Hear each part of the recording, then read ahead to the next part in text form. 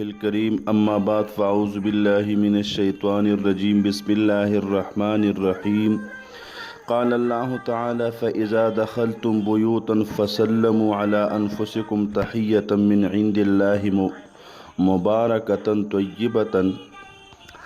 اللہ تعالیٰ کا ارشاد ہے پس جب تم گھروں میں داخل ہو تو اپنے گھر والوں پر سلام کرو، یہ ایک اچھی دعا ہے، برکت اور پاکیزگی والی۔ حضرت عبداللہ ابن عمر رضی اللہ عنہما سے روایت ہے کہ رسول اللہ صلی اللہ علیہ وسلم نے فرمایا کہ سلام کو پھیلاؤ کیونکہ یہ اللہ تعالیٰ کی رضامندی کا سبب ہے۔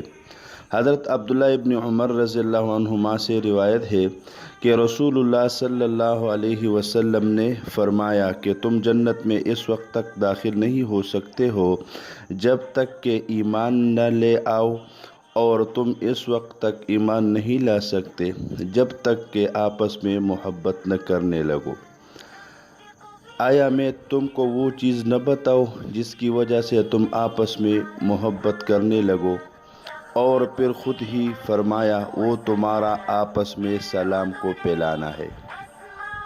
حضرت برہ بن عازب رضی اللہ عنہ سے روایت ہے کہ رسول اللہ صلی اللہ علیہ وسلم نے فرمایا کہ جب دو مسلمانوں کی ملاقات ہو اور وہ مصافحہ کرے اور اس کے ساتھ اللہ تعالیٰ کی حمد اور اپنے لیے مغفرت طلب کرے تو ان کی مغفرت کر دی جاتی ہے۔ حضرت ابو ہریرہ رضی اللہ عنہ سے روایت ہے کہ رسول اللہ صلی اللہ علیہ وسلم نے فرمایا کہ لوگوں میں سب سے عاجز وہ شخص ہے جو دعا سے عاجز ہو، اور لوگوں میں سب سے زیادہ بخیل وہ شخص ہے جو سلام میں بخل کرے۔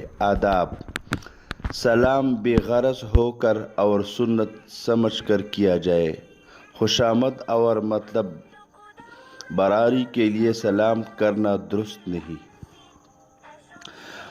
مسنون سلام السلام علیکم ہے اور اس کا جواب وعلیکم السلام ہے۔ ہاں، اگر سلام یا اس کے جواب میں ورحمۃ اللہ وبرکاتہ بڑھا دے تو اس کا زیادہ ثواب ہے۔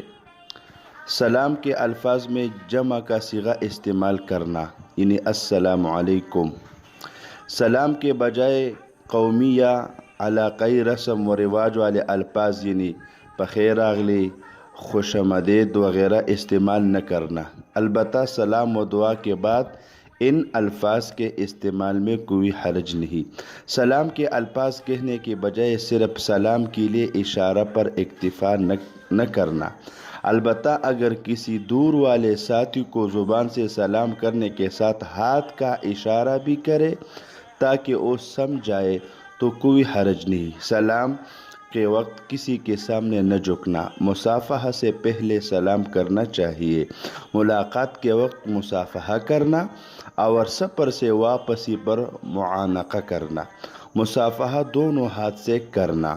مصافحہ کرتے وقت پورا ہاتھ ملانا، صرف انگلیاں ملانا کافی نہیں۔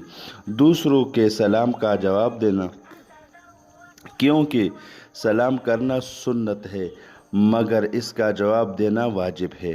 بات شروع کرنے سے پہلے سلام کرنا، کسی مجلس میں آتے وقت اور وہاں سے جاتے وقت سلام کرنا۔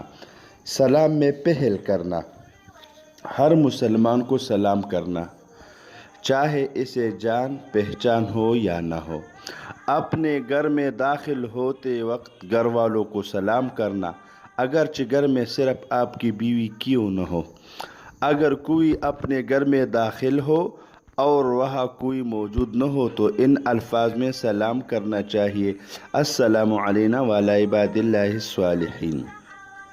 اگر پوری جماعت کہے جا رہی ہو تو ان میں سے ایک کا سلام کرنا کافی ہے۔ ایسے ہی اگر بہت سے لوگ بیٹھے ہو تو ان میں سے ایک شخص کا جواب دینا بھی کافی ہے۔ چھوٹے بچوں کو بھی سلام کرنا چاہیے، سوار پیدل چلنے والے کو اور پیدل چلنے والا بیٹھے ہوئے کو، اور تھوڑی تعداد والی جماعت بڑی جماعت کو اور چھوٹا بڑے کو سلام کرے۔ نامحرم عورت کو سلام نہ کیا جائے کہ اس سے فتنہ پیدا ہونے کا اندیشہ ہے۔ کوئی شخص کسی کا سلام آپ تک پہنچائے تو یوں جواب دینا وعلیکا وعلیہ السلام۔